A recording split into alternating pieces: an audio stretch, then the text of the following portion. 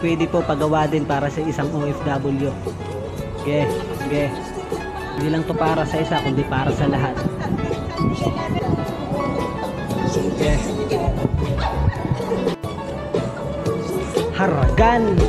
Isa ako sa Pilipino na piniling manayuhan dito sa ibang bansa para lamang matulungan ng aking mga pamilya kahit na medyo mahirap. Bawal dito ang mapagod, kailangan magsumika. Para sa aking pamilya ay kailangan magtiisin ng tabi ko ang lungkot at ang aking pagkamis. Bawat pawis ko bayad para to sa kanila.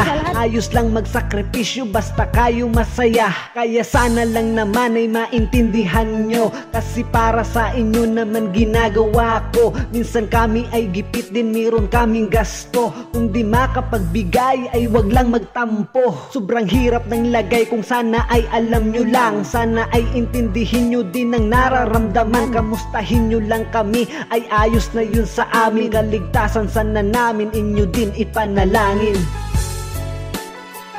Yeah, saludo sa lahat ng mga OFW natin dyan. Laban lang. Ingat kayo yan lagi. God bless. Haragan.